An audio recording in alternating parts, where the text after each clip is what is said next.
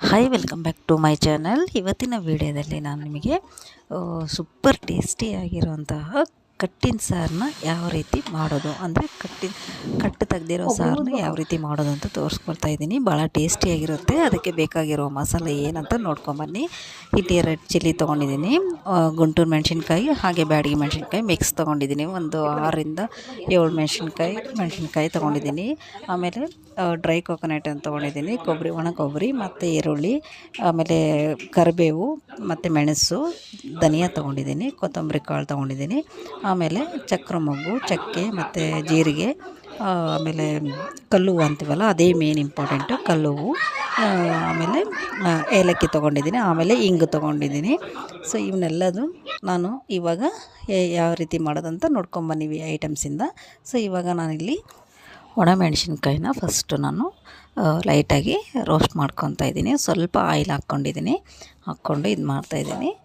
ನಾನು ಈ ಹಂಚಲ್ಲಿ ರೊಟ್ಟಿ ಮಾಡ್ತೀವಲ್ಲ ಆ ಹಂಚಲ್ಲೇ ನಾನು ರೋಸ್ಟ್ ಮಾಡ್ಕೊತಾ ಇದ್ದೀನಿ. ನೀವು ಯಾವುದ್ರಲ್ಲಾದರೂ ನೀವು ಮಾಡ್ಕೋಬೋದು. ಸೊ ನಾನಿಲ್ಲಿ ರೊಟ್ಟಿ ಹಂಚಲ್ಲೇ ನಾನು ಫ್ರೈ ಮಾಡ್ಕೊಳೋದು, ಯಾಕಂದರೆ ನೀಟಾಗಿ ರೋಸ್ಟ್ ಆಗುತ್ತೆ ಅನ್ನೋಕ್ಕೋಸ್ಕರ ಇದರಲ್ಲೇ ಮಾಡ್ಕೊತೀನಿ.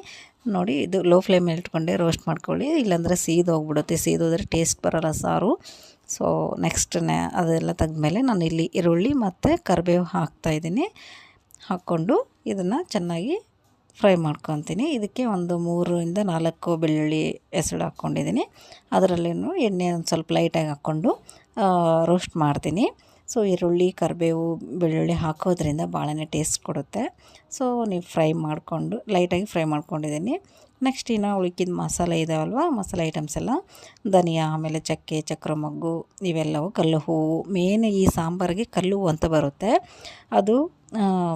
ಅದೇ ಮೇನ್ ಇಂಪಾರ್ಟೆಂಟ್ ಈ ಸಾಂಬಾರಿಗೆ. ಸೊ ಭಾಳನೇ ಅರೋಮ ಎಷ್ಟು ಚೆನ್ನಾಗಿ ಬರುತ್ತಂದರೆ ಅದೇ ಮೇನ್ ಇಂಪಾರ್ಟೆಂಟು. ಆಮೇಲೆ ಏಲಕ್ಕಿ, ಇವೆಲ್ಲ ಮಸಾಲೆ ಐಟಮ್ಸ್ ಎಲ್ಲ ಸ್ವಲ್ಪ ಎಣ್ಣೆ ಹಾಕ್ಕೊಂಡು ಲೈಟಾಗಿ ಫ್ರೈ ಮಾಡ್ಕೋಬೇಕು. ಇದು ನಾವು ರೋಸ್ಟ್ ಮಾಡ್ಕೊಳ್ಳೋವಾಗ ಒಂದು ಅರೋಮ ಬರುತ್ತೆ. ಸೊ ಆವಾಗ ನೀವು ಸ್ಟವ್ ಆಫ್ ಮಾಡ್ಕೋಬೋದು, ಅದು ಆಗಿದೆ ಅಂತ ಅರ್ಥ. ಸೊ ಇದನ್ನೆಲ್ಲದು ನಾನು ರೋಸ್ಟ್ ಮಾಡ್ಕೊಂಡ್ಮೇಲೆ ನಾನು ಗ್ರೈಂಡರ್ಗೆ ಇದನ್ನು ಹಾಕ್ಕೊತೀನಿ. ಇದಕ್ಕೆ ಒಂದು ಸ್ವಲ್ಪ ಇಂಗು ಹಾಕ್ಕೊತೀನಿ, ಹಾಗೆ ಒಂದು ಸ್ವಲ್ಪ ಅರಿಶಿಣ ಪುಡಿ ಹಾಕ್ತೀನಿ. ನೋಡಿ, ಫಸ್ಟಿಗೆ ನೀರು ಹಾಕಬಾರ್ದು, ಫಸ್ಟಿಗೆ ನಾನು ರುಬ್ಕೊಂಡು ಆಮೇಲೆ ನೀರು ಹಾಕಿ ನೈಸಾಗಿ ಪೇಸ್ಟ್ ಮಾಡ್ಕೊತೀನಿ ಇದನ್ನು. ಸೊ ಇವಾಗ ಇದು ರೆಡಿ ಆಗಿದೆ ಮಸಾಲೆ. ನೆಕ್ಸ್ಟ್ ಈ ಸೈಡು ನಾನು ಇಲ್ಲಿ ಪಾತ್ರೆಯಲ್ಲಿ ಎಣ್ಣೆ ಹಾಕಿ ಸಾಸಿವೆ ಮತ್ತು ಜೀರಿಗೆ ಹಾಕ್ತಾಯಿದ್ದೀನಿ. ಇವಾಗ ಒಣಮೆಣಸಿನ್ಕಾಯಿ ಹಾಕಿದ್ದೀನಿ, ಆಮೇಲೆ ಬೆಳ್ಳುಳ್ಳಿ ಹಾಕಿದ್ದೀನಿ, ಆಮೇಲೆ ಕರಿಬೇವು, ಆಮೇಲೆ ಇಂಗು ಅವಾಗಲೇ ಹಾಕಿದ್ದೀವಿ ಇಂಗು, ಬಟ್ ನಾನು ಇಲ್ಲಿ ಒಗ್ಗರಣೆ ಕೊಡುವಾಗೂ ಹಿಂಗೆ ಹಾಕ್ತೀನಿ. ನಿಮಗೆ ಬೇಡ ಅನಿಸಿದರೆ ಸ್ಕಿಪ್ ಮಾಡ್ಕೋಬೋದು. ಇಲ್ಲಿ ಹುಣಸೆಹಣ್ಣಿನ ರಸ ಹಾಕಿದ್ದೀನಿ, ಆಮೇಲೆ ಉಪ್ಪು ಹಾಕಿದ್ದೀನಿ. ನೀವು ರುಚಿ ನೋಡಿಕೊಂಡು ನೀವು ಉಪ್ಪು ಹಾಕ್ಕೋಬೋದು. ಇಲ್ಲಿ ನಾನು ಬೆಲ್ಲ ಹಾಕ್ತಾಯಿದ್ದೀನಿ. ಯಾಕೆ ಬೆಲ್ಲ ಇಷ್ಟೊಂದು ಹಾಕ್ತಾಯಿದ್ದೀನಿ ಅಂದರೆ ಹುಣಸೆಹಣ್ಣಿನ ರಸ ಹಾಕಿರ್ತೀವಲ್ವ, ಸೊ ಅದು ಬ್ಯಾಲೆನ್ಸ್ ಆಗುತ್ತೆ ಉಪ್ಪು ಖಾರ ಎಲ್ಲ. ಸೊ ನೆಕ್ಸ್ಟ್ ಬಂದುಬಿಟ್ಟು ನಾನು ಇಲ್ಲಿ ಮಸಾಲೆ ರುಬ್ಕೊಂಡಿದ್ದೀವಲ್ಲ ಅದನ್ನ ಹಾಕ್ಕೊಂಡು ಚೆನ್ನಾಗಿ ಇದು ಬಾಯ್ಲ್ ಆಗಬೇಕು, ಅದು ಎಣ್ಣೆಯಲ್ಲೆಲ್ಲ. ಸೊ ಅಲ್ಲಿವರೆಗೂ ಇದನ್ನ ಒಂದು 2 ಮಿನಿಟ್ಸ್ ಚೆನ್ನಾಗಿ ಬಾಯ್ಲ್ ಆಗೋಕ್ಕೆ ಬಿಡ್ತೀನಿ. ಇವಾಗ ಇದಕ್ಕೆ ಅರಿಶಿಣ ಪುಡಿನ ಹಾಕಿದ್ದೀನಿ. ನೆಕ್ಸ್ಟ್ ಇದು ಚೆನ್ನಾಗಿ ಬಾಯ್ಲ್ ಆದಮೇಲೆ ಇದಕ್ಕೆ ತೊಗರಿಬೇಳೆ ಇರುತ್ತಲ್ವ, ತೊಗರಿಬೇಳೆದು ನಾನು ಚೆನ್ನಾಗಿ ಬಾಯ್ಲ್ ಮಾಡ್ಕೊಂಡಿದ್ದು ಆ ಕಟ್ಟು ಬಂದಿರುತ್ತಲ್ಲ ನೀರು, ಆ ನೀರನ್ನ ಇದರಲ್ಲಿ ಹಾಕ್ತೀನಿ. ನೀವು ಮಾಮೂಲಿ ನೀರು ಹಾಕಬೇಡ್ರಿ, ನಾರ್ಮಲ್ ನೀರು. ಸೊ ನೀವು ಕಟ್ಟು ತೆಗ್ದಿರೋದು ತೊಗರಿಬೇಳೆದು ತೆಗ್ದಿರ್ತೀರಲ್ವ ಅದರಿಂದನೇ ಹಾಕಬೇಕಿದ್ರೆ ಅದೇ ಟೇಸ್ಟ್ ಮೇನ್ ಇಂಪಾರ್ಟೆಂಟ್ ಇದಕ್ಕೆ. ಸೊ ಅದಕ್ಕೆ ಕಟ್ಟಿನ ಸಾರು ಅಂತ ಹೇಳ್ತೀವಿ, ಕಟ್ಟು ತೆಗ್ದಿರೋ ಸಾಂಬಾರು ಅಂತ.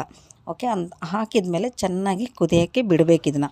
ಸೊ ಇದನ್ನೆಲ್ಲ ಚೆನ್ನಾಗಿ ಕುದಿಯೋಕ್ಕೆ ಬಿಟ್ಟಮೇಲೆ ಲಾಸ್ಟಿಗೆ ಕೊತ್ತಂಬರಿ ಸೊಪ್ಪು ಹಾಕಬೇಕು. ನೀವು ಇಲ್ಲಿ ಬಾಯ್ಲ್ ಆಗುವಾಗ ನೀವು ಉಪ್ಪು ಮತ್ತು ಹುಳಿ ಆಮೇಲೆ ಸಿಹಿ ಎಲ್ಲ ಕರೆಕ್ಟ್ ಇದೆಲ್ಲ ನೋಡಿಕೊಂಡು ನೀವು ಮತ್ತೆ ಕರೆಕ್ಟ್ ಇಲ್ಲಾಂದರೆ ಮೇಲೆ ಆ ಉಪ್ಪು ಎಲ್ಲ ಹಾಕ್ಕೋಬೋದು. ಸೊ ಇವಾಗ ಇದು ನೋಡಿದ್ರಲ್ವ, ಇಷ್ಟೇ ಕಟ್ಟಿನ ಸಾರು ಮಾಡೋದು, ಭಾಳನೇ ಟೇಸ್ಟಿಯಾಗಿರುತ್ತೆ. ಮೇಲೆ ಒಂದು ಸ್ವಲ್ಪ ತುಪ್ಪ ಹಾಕ್ಕೊಂಡು ನೀವು ಮಾಡ್ಕೋಬೋದು. ನೋಡ್ಕೊಂಬಂದ್ರಲ್ವ ಯಾವ ರೀತಿ ಕಟ್ಟಿನ ಸಾಂಬಾರನ್ನ ಮಾಡೋದು ಅಂತ. ಸೊ ನೀವು ಕೂಡ ಮಾಡ್ಕೊಳ್ಳಿ. ಇವತ್ತಿನ ವೀಡಿಯೋ ನಿಮಗೆ ಲೈಕ್ ಆಯ್ತು ಅಂದರೆ ಲೈಕ್ ಮಾಡಿ, ಹಾಗೆ ಕಮೆಂಟ್ ಮೂಲಕ ತಿಳಿಸ್ಕೊಡಿ. ನೆಕ್ಸ್ಟ್ ವೀಡಿಯೋದಲ್ಲಿ ನಾನು ಮತ್ತೆ ಸಿಗ್ತೀನಿ. ಇವತ್ತಿನ ವೀಡಿಯೋ ಎಂಡ್ ಮಾಡ್ತಾಯಿದ್ದೀನಿ.